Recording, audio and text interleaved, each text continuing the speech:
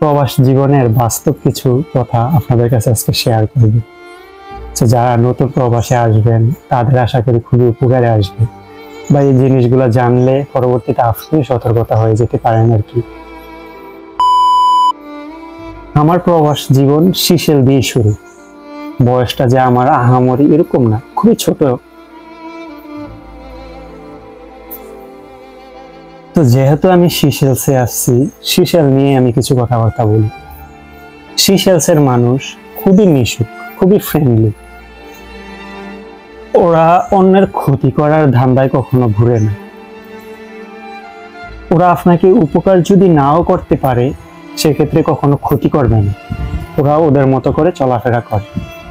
আমি জাস্ট সিশেলের কথাবার্তাই বলতেছি। কিন্তু আমাদের বাংলাদেশিদের লোকেদের কথা একটু চিন্তা করেন ভাই। ভাই আপনি যে ভিডিওটা দেখতেছেন আমি আপনার এই কই ভাই, আপনি যেরকম মানুষ আমি এরকম মানুষ। আপনার দ্বারাতে যদি একটা লোক উপকার হয়, সেই উপকারের কথাটা আপনার কথাটা অন্য কাছে শেয়ার করব, অন্যজনের কাছে বলবো, তো সেই ক্ষেত্রে কি আপনার কি সুনাম বাড়লো। আর যদি আপনি একটি খারাপ কাজ করেন সেই কথাটা কি আপনার কথাটা আরেকজনের কাছে দুঃখের কথাই বলবো বা খারাপ কথাটাই ওনার কাছে বলবো। তো এরকম কাজ করার কোনো আমার দরকার নাই, যাতে আমি কারো কষ্টের কারণ হয়ে দাঁড়াই। আপনারা আশেপাশে দেখবেন অনবরত ঘটনা ঘটতেছে অনেক। এই ভাইয়ের এই সমস্যা, ওই ভাইয়ের এই সমস্যা, এই ভাইয়ের এই সমস্যা। আপনি আপনার মতো করে আপনারটাই নিজে চলেন না ভাই, আরেকজনেরটা কেন দেখতে হবে? আমার চুল বড় হলে আমারই টেনশন থাকবে আমি চুলগুলা কখন কাটবো, আরেকজনের দেখানোর কোনো মানে নাই।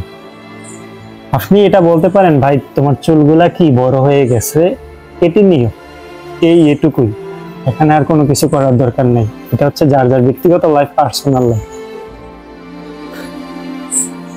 খুবই আফসোস লাগে ভাই, খুবই আফসোস। আমার শরীরে যেরকম রক্ত না, আপনার শরীরে কিন্তু একই রক্ত। বিশ্বে প্রায় 210টা দেশ। ওই আমাদের বাংলাদেশের মধ্যে তো এত দূর নাম, এত বদনাম, এত খারাপ বাজে মন্তব্য করে না, এত গালি দেয় না। আপনার জন্য আমার জন্য কেন গালি শুনতে হয়? কেন ভাই? নিজের কি নিজে একটু পরিবর্তন করা যায় না? আমি আমার দিক থেকে আমি একটু ভালো হওয়ার ট্রাই করি। সবসময় মানুষকে পুটকি মারা দান্দায় কেন করতে হবে রে ভাই? আমি আরেকজনের নিয়ে কেন জেলাস ফিল করব? কেন? নিজেরা আমি এরকম ভাবে তৈরি করি যে না অন্য মানুষ আমাকে নিয়ে আমার দিকে তাকায়। জেলাস করার দরকার নেই, আমার দিকে তাকায়, আমার কাছ থেকে কিছুটা শিক্ষা নেয়, অনুপ্রাণিত হয়। একটা ফ্যামিলিতে ধরেন একটা বেবি জন্মগ্রহণ করব, ওই বেবিটা আব্বু আম্মু ডাকটা কখন থেকে শোনে? যখন আশেপাশের মানুষ তাকে শেখায়, তার কানে ওই পরামর্শটা দেয়, তখন থেকে কথাবার্তা শোনে। মানে কি বাচ্চার একটা মুখে অনেক সুন্দর সুন্দর কথা ওই সময়টাই বের হয়। যখন একটা মানুষ যখন ভালো জিনিসটা ওর কানে দিতে থাকবে তখন কি ভালো জিনিসগুলা বের হবে। যদি আশেপাশে মনে করেন যে সবসময় খারাপ জিনিসগুলাই মনে করেন যে বাতাসের মতো ছড়ে, তাহলে তো আপনি খারাপটাই শুনবেন, সবসময় খারাপ জিনিসটাই বুঝবেন। এগুলো আসলে জ্ঞান না ভাই, এগুলা জ্ঞান না। আমাদেরই এই জিনিসগুলা ক্ষতি ভাই। খুবই আফসোসের বিষয় ভাই। অনেক কথা বলতে ইচ্ছা করে ভাই, কিন্তু মাঝে মধ্যে মুখ আসে না, বলতে চাইলেও আসে না। চুপচাপ থাকি, নীরবে সহ্য করি আর কি।